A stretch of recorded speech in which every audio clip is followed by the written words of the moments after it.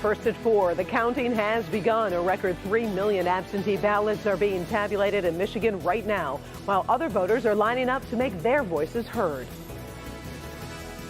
Well, I used to be a history teacher, so I know how many people have died to give me this right, and the last thing I'm going to do is disrespect them by not voting.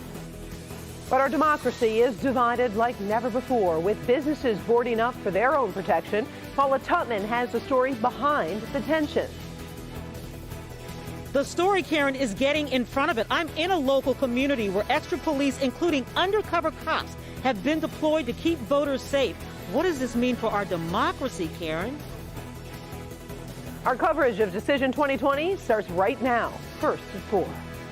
Live from downtown Detroit, home of WDIV and Click on Detroit, Local 4 News First at 4 starts now. Good afternoon. I'm Karen Drew. It's Decision Day in the 2020 election. The polls in Metro Detroit are open for another 4 hours if you still need to cast a ballot. The Secretary of State expects 2 million Michigan residents will vote in person today. Tonight, the focus will shift from winning votes to counting ballots as Americans decide which of these candidates will become the next president of the United States. So far, this election day is going pretty well. There are few major problems to report. Attorney General Dana Nessel is warning voters about misinformation being spread by robocalls. She says Flint residents were getting calls telling them lines are long and they should vote tomorrow. Of course, that is not true. A federal court has ordered the U.S. Postal Service to send inspectors to sweep Detroit processing facilities to make sure no ballots are being held up. Help Me Hank is monitoring conditions at the polls, and we have a live update tonight at 5. Now, we've been talking about all those absentee ballots for weeks now, and here's video from the TCF Center where they've started to count those ballots this morning as allowed by law. Election workers have never had to count that many absentee ballots, so results might take longer. The Secretary of State has added workers and is taking steps to speed things up. Still, officials across the country are asking for patience as they work to make sure every vote is counted. We'll visit the TCF Center tonight at 5. In the presidential race, the heated campaign is spilling over into Election Day. President Trump was in Grand Rapids into the wee hours of the morning, and Democrat Kamala Harris just flew into Detroit this afternoon. Kimberly Gill joins us from the newsroom. And Kim, all this attention shows Michigan is a critical part of the electoral puzzle for both parties. It really is, and good afternoon to you, Karen.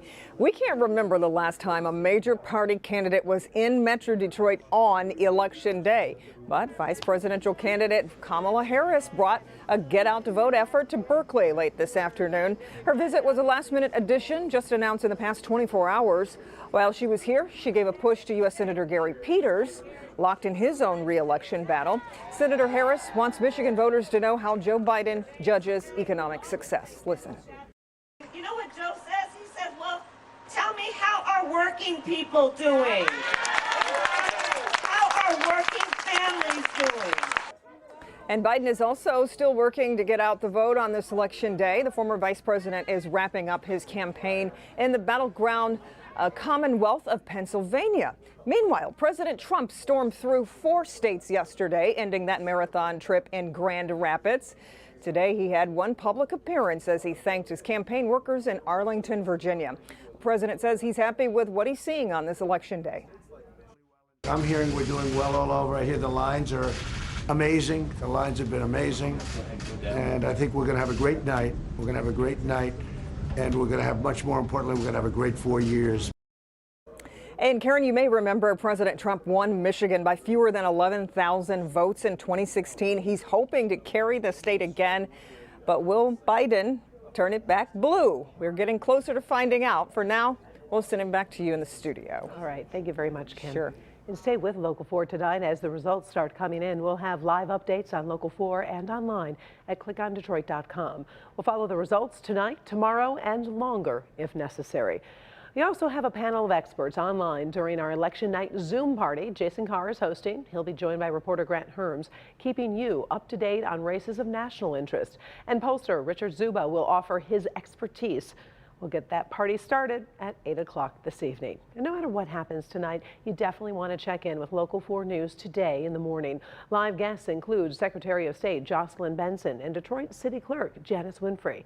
That's tomorrow at 6 a.m. Local 4 has you covered all around the clock. And there's no doubt tensions are high this election day. Just take a look at this video from around the country, from Dallas to Chicago to Southern California. Businesses boarding up, worried about potential unrest and violence. Now, we've never covered an election quite like this. So what is behind that tension and that fear? Paula Tutman has been looking into that question. She joins us from a Warren polling place. Paula.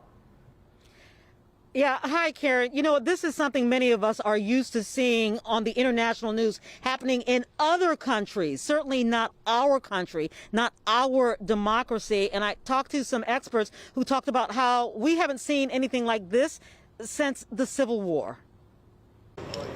In Warren today, as voters go to the polls, there will be security seen and unseen, as Mayor Jim Fouts, acting on the concerns of his constituents, has deployed election polling place security in the way of uniformed and undercover police to guard against potential voter intimidation or threats of violence. I did see a few ride through just to be on the safe side, to make sure everything was good and everything. We want everybody to be able to vote, and we want them to be able to vote without any fear. Across the nation, we are seeing for the first time in modern history, businesses boarding up, police being deployed, and hearing of possible threats of violence.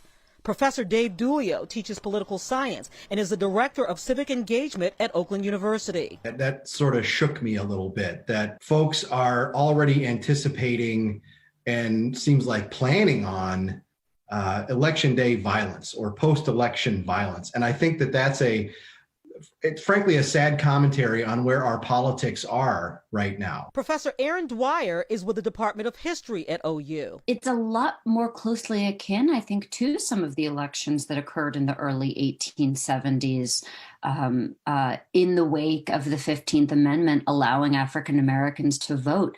I think we often see these upticks in violence, and particularly white supremacist violence, when there has been a perceived increase in rights, often for African Americans. Certainly our nation has seen civil war. Democracy is indeed messy and unfinished business. I can't speak for Thomas Jefferson, but again, this was a major problem throughout the 1870s of voter suppression at the polls in particular. And yes, I think it's gravely disconcerting, and I think would be bothersome to many former presidents. While I think democracy is strong here, I think our system stands up to the test.